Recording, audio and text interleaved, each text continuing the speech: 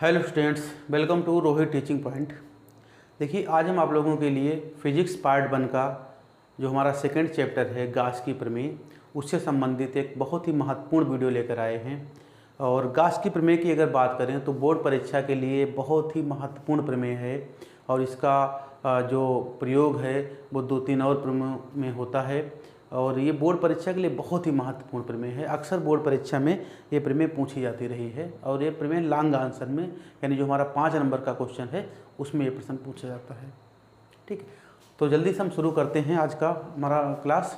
और सबसे पहले हम बात कर लेते हैं जो हमारा मेन टॉपिक आएगा गाउस की प्रमेय में, वो है वैद्युत फ्लक्स यानी इलेक्ट्रिक फ्लक्स। तो सबसे पहले हम ये जान लेते हैं कि इलेक्ट्रिक फ्लक्स क्या होता है और उसी पर आधारित जो है उसी का प्रयोग करके जो है गाउस की प्रमेय को हम समझेंगे। तो जो कि इलेक्ट्रिक फ्लक्स क्या होता है, देखिए पिछली वाली वीडियो में आप पिछली वाला जो हमारा चैप्टर आपने देखा भी होगा और आपने पढ़ा भी होगा कि वैद्युत क्षेत्र और उसकी तीव्रता के बारे में पहले चैप्टर में बात होती है। तो वैद्युत क्षेत्र के बारे में आप जानते हैं, वैद्युत क्षेत्र की तीव्रता के बारे में जानते हैं और आपको ये भी पता है कि वैद्युत क्षेत्र जो होता है सदिश राशि होती है, उसकी दिशा भी होती है। ठीक है, तो हमने देखा था वैद्युत क्षेत्र की जो दिशा है उनको प्रदर्शित करने के लिए हम इस टाइप की लाइंस बना लेते हैं और ये एक समान वैद्युत क्षेत्र को यहाँ पर प्रदर्शित किया गया है। ठीक है, तो ये सदिश राशि होती है। तो हम समझ लेते हैं कि वैद्युत फ्लक्स क्या होता है। ठीक है, तो इसकी परिभाषा आप सबसे पहले देख लीजिएगा कि वैद्युत क्षेत्र में स्थित किसी क्षेत्रफल से अभिलंबवत दिशा में गुजरने वाली, ठीक है, तो ये चीज़ ध्यान रखिएगा, अभिलंबवत दिशा में गुजरने वाली वैद्युत बल रेखाओं की संख्या को वैद्युत फ्लक्स कहते हैं। उस पृष्ठ से संबंधित वैद्युत फ्लक्स कहते हैं। ठीक है, एक बार फिर समझ लीजिएगा, कोई वैद्युत क्षेत्र में अगर हम कोई भी काल्पनिक पृष्ठ मान ले, ठीक है, और उस पृष्ठ के अभिलंबवत गुजरने वाली, यानी ध्यान रखिएगा यहाँ पर एक जो मेन कॉन्सेप्ट है वो ये है कि पृष्ठ के लंबवत गुजरने वाली वैद्युत बल रेखाओं की संख्या को हम वैद्युत फ्लक्स कहते हैं, उस पृष्ठ से संबंधित वैद्युत फ्लक्स कहते हैं। ठीक है, कोई भी पृष्ठ है उस पृष्ठ के जो लंबवत तल में गुजरेंगी वैद्युत बल रेखाएं। ठीक है, जैसे मान लो ये कोई सरफेस है। ठीक है, अब इस सरफेस के लंबवत कहाँ होगा, इसका जो परपेंडिकुलर बिल्कुल, ठीक है, उस लंबवत पृष्ठ से गुजरने वाली वैद्युत बल रेखाओं की संख्या को हम क्या कहते हैं, वैद्युत फ्लक्स कहते हैं। ठीक है, तो अगर जो कैसे कोई भी एरिया है, जैसे ये हमने वैद्युत क्षेत्र में एक एरिया ले लिया है DA। ठीक है, अब इसके लंबवत हम एक सदिश मान लेते हैं, इसके अभिलंबवत जो है बाहर की ओर हम एक सदिश मान लेते हैं और उस सदिश को हम लिखते हैं वेक्टर DA और इसको कहते हैं क्षेत्रफल सदिश। क्या कहते हैं, क्षेत्रफल सदिश। तो ध्यान रखिएगा, कोई भी एरिया होता है उस एरिया से जुड़ा हुआ एक एरिया वेक्टर होता है, यानी क्षेत्रफल सदिश होता है, जो जिसकी जो परिमाण है वो उसी क्षेत्रफल के बराबर होता है और उसकी जो दिशा होती है उसके लंबवत बाहर की ओर होती है। तो कहने का मतलब ये है कि जो क्षेत्रफल सदिश है वो जो है उसका जो क्वांटिटी है वो उसी क्षेत्रफल को प्रदर्शित करता है और उसके लंबवत एक हम सदिश मान लेते हैं जो इसे क्षेत्रफल सदिश कहते हैं, इसको जो इस एरिया से संबंधित होता है। तो हर एरिया से संबंधित एक वेक्टर होता है जिसे हम क्या कहते हैं, क्षेत्रफल सदिश कहते हैं, ध्यान रखिएगा।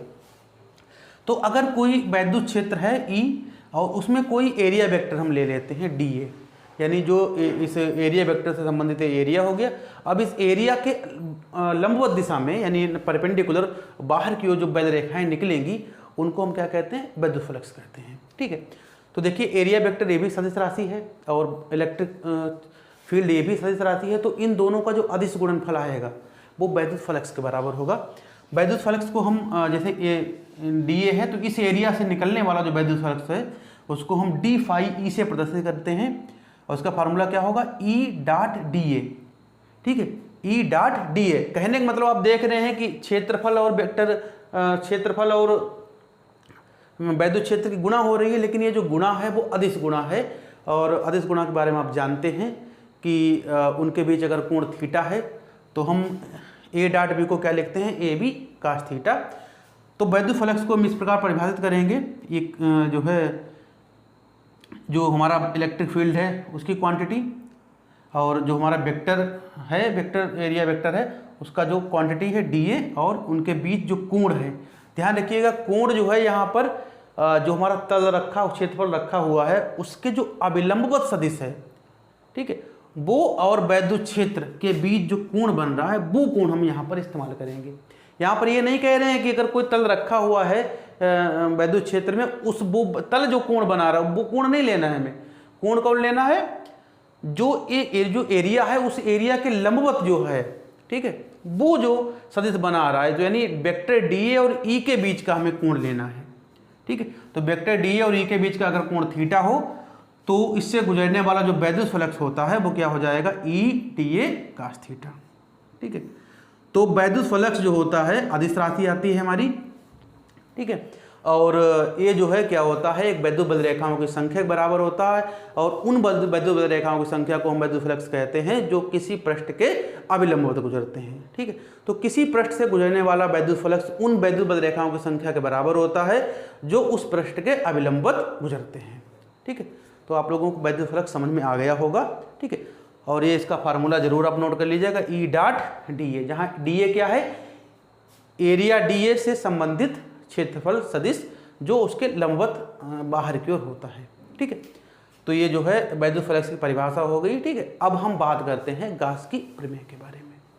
तो देखिएगा अब हम गाउस की प्रमेय को समझते हैं, ठीक है। तो देखिएगा गाउस की प्रमेय को सबसे पहले हम आपको बताते हैं क्या होती है कि वैद्युत क्षेत्र में स्थित किसी बंद पृष्ठ के अभिलंबवत बाहर निकलने वाला कुल वैद्युत फ्लक्स उस बंद पृष्ठ द्वारा परिबद्ध आवेश का 1/ε0 गुना होता है। यानी वैद्युत क्षेत्र में हम कोई भी बंद पृष्ठ अगर ले लें तो उस बंद पृष्ठ से निकलने वाला कुल जो वैद्युत फ्लक्स होगा, ठीक है, वो वैद्युत फ्लक्स किसके बराबर होगा? उसमें जो आवेश है, जो भी उसमें बंद पृष्ठ में टोटल आवेश है, उस आवेश का 1/ε0 गुना होता है। जहाँ 1/ε0 गुना जो होता है, यहाँ पर ε0 की अगर हम बात करें तो ε0 को हम क्या कहते हैं? निर्वात की वैद्युतशीलता कहते हैं, ठीक है। तो ये हमारी गाउस की प्रमेय होती है। जैसे कोई भी पृष्ठ है उसमें अगर Q आवेश है तो उससे निकलने वाला जो टोटल वैद्युत फ्लक्स होता है वो φE बराबर क्या होता है? Q × 1/ε0 या φE बराबर Q/ε0, ठीक है। तो ये हमारी क्या होती है? गाउस की प्रमेय होती है, ठीक है। तो चलिए इसको हम सिद्ध करके दिखाते हैं आप लोगों को। तो देखिएगा ये हमने एक वैद्युत क्षेत्र में एक बंद पृष्ठ ले लिया है, ठीक है। ये बंद पृष्ठ है टोटल, और इसमें जो है ये बिंदु O हमने लिया है, और इस पूरे बंद पृष्ठ में ये आवेश +Q हमने स्थित किया है, ठीक है। तो यहाँ से बिंदु O से R दूरी पर देखिए एक बिंदु P है, ठीक है। यहाँ पर जो वैद्युत क्षेत्र की तीव्रता है वो E है, और ये इसकी डायरेक्शन है वैद्युत क्षेत्र की तीव्रता। आप जानते हैं जो प्लस आवेश होता है तीव्रता कहाँ होती है? आवेश से बाहर की ओर होती है, ठीक है। और ये जो एरिया लिया है, ये एरिया जो है हमारा कितना एरिया है? ये छोटा सा एरिया है, DA है। और ये जो है आप जानते हैं कोई भी एरिया लेते हैं तो उससे जुड़ा हुआ एक एरिया वेक्टर होता है, तो ये हमारा एरिया वेक्टर है। एरिया वेक्टर DA है, और ये हमारा वैद्युत क्षेत्र की तीव्रता E है, और इन दोनों के बीच में जो कोण बन रहा है, इन दोनों के बीच में जो कोण बन रहा है वो कितना है? थीटा है, ठीक है। ये चीज़ क्लियर है यहाँ पर, ठीक है। तो ये वैद्युत क्षेत्र तीव्रता है यहाँ पर E, और बिंदु O जो है यहाँ पर आवेश +Q रखा है, और यहाँ से R दूरी पर एक बिंदु P है, ठीक है।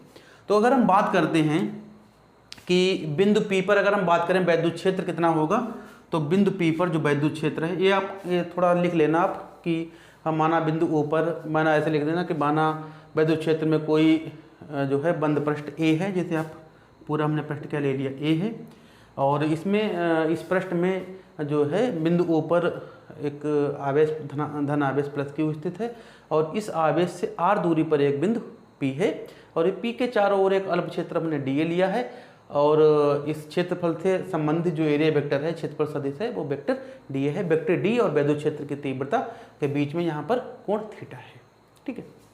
तो अब देखिए बिंदु P पर हम वैद्युत क्षेत्र की बात करते हैं। बिंदु P पर वैद्युत क्षेत्र की तीव्रता, ठीक है। अब जानते हैं वैद्युत क्षेत्र की तीव्रता का सूत्र क्या होता है? 1/4πε0 × Q/r², ठीक है। कितना आवेश है और उससे R दूरी पर तीव्रता का यह सूत्र होता है। और आप जानते हैं वैद्युत क्षेत्र की तीव्रता सदिश राशि होती है, उसकी दिशा कहाँ होगी? O से P की तरफ होगी, OP दिशा में, ठीक है। अब देखिए वैद्युत क्षेत्र में हमने एक वेक्टर एरिया लिया है dA और उससे जुड़ा हुआ एरिया वेक्टर क्या है, वेक्टर dA। तो अब हम देखेंगे इस छोटे से एरिया से कितना वैद्युत फ्लक्स गुजर रहा है। ठीक है,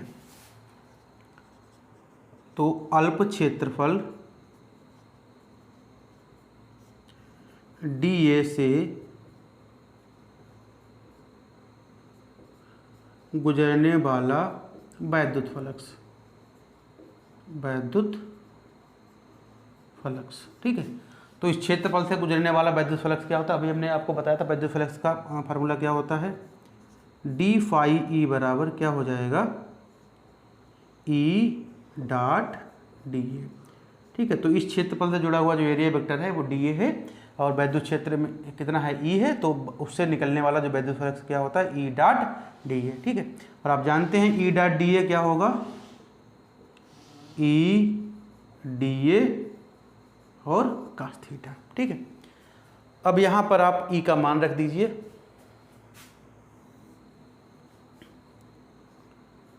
तो डी फाई ई बराबर क्या हो जाएगा, E का मान रख दीजिए, तो ये हो जाएगा 1/4 pi epsilon 0 into q upon r square. ठीक है, और आगे क्या आ जाएगा, E का मान होगा आगे D a cos theta, D A और cos थीटा। अब यहाँ पर एक चीज़ ध्यान रखिएगा, ये जो हमने एरिया लिया है वो एरिया जो है बिंदु O पर जो घनकोण बना रहा है वो कितना बना रहा है, डी ओमेगा। ठीक, घनकोण यानी सॉलिड एंगल जो होता है हमारा, उसकी परिभाषा आपको बता देते हैं कि कोई भी पृष्ठ होता है वो उस पृष्ठ जो है किसी बिंदु पर जो कोण बनाता है, कोई सॉलिड यानी ठोस कोई चीज़ कोण अगर बनाती है तो उसको क्या कहते हैं, सॉलिड एंगल कहते हैं और उसे ओमेगा से प्रदर्शित करते हैं। यहाँ पर थोड़ा कोण है तो हमने क्या लिखा है, डी ओमेगा लिखा है। इसका आपको फार्मूला बता दें, अगर कोई पृष्ठ ए है, ठीक है, और उससे जो है क्या नाम जो है ये आर दूरी पर अगर है तो ये पृष्ठ से जो कोण बनता है उसका आपको फार्मूला बता दें, डी ओमेगा बराबर होता है d a cos theta upon r square. ठीक है, तो ये होता है घनकोण का फार्मूला, ये यहाँ पर आपको ध्यान रखना पड़ेगा। तो देखिएगा d a cos theta upon r square, ये जो है ये इतना, ये पूरा क्या हो जाएगा, डी ओमेगा हो जाएगा। तो डी फाई बराबर क्या हो जाएगा, 1/4 पाई एप्सिलॉन 0 और Q हो जाएगा और ये हो जाएगा कितना, डी ओमेगा हो जाएगा। तो ये जो वैद्युत फ्लक्स निकला है वो केवल इतने क्षेत्रफल से निकला है। अगर हम बात करें कि पूरे एरिया से कितना निकलेगा, ठीक है, तो थोड़े पार्ट दिया है, थोड़े थोड़े पार्ट करके अगर हम सबको कंबाइंड कर देंगे तो टोटल जो है वैद्युत फ्लक्स हमें ज्ञात हो जाएगा। तो अब कंबाइंड कैसे करते हैं, उसके लिए हमारे पास क्या टेक्निक होती है, समाकलन की टेक्निक होती है। तो हम समाकलन का प्रयोग करके इस पूरे एरिया से वैद्युत फ्लक्स निकाल लेंगे। ठीक है, तो लिखेंगे संपूर्ण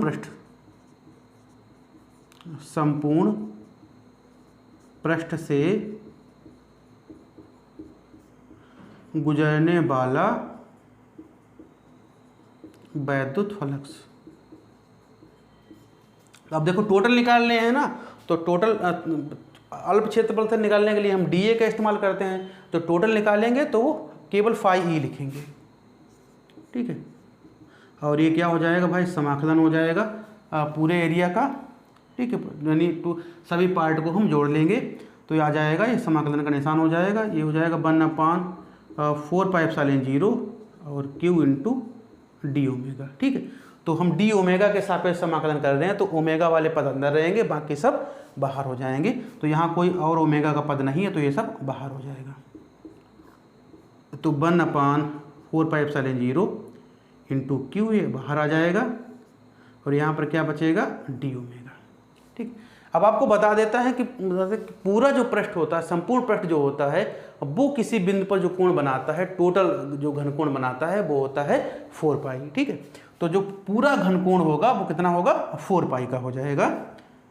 तो ये आ जाएगा 1/4 पाई एप्सिलॉन 0 इंटू Q और इसका जो मान है वो कितना आ जाएगा, 4 पाई आ जाएगा। ठीक है, अब देखिएगा 4 पाई से ये 4 पाई कैंसिल हो जाएगा तो क्या हमारा बचेगा, 1/एप्सिलॉन 0 इंटू Q। ठीक है, तो वही हम लिख लेंगे, फाई ई बराबर हो जाएगा Q इंटू 1/एप्सिलॉन 0। ठीक है, या हम चाहें तो इसको ऐसे लिख सकते हैं, फाई ई बराबर Q/एप्सिलॉन 0। ठीक है।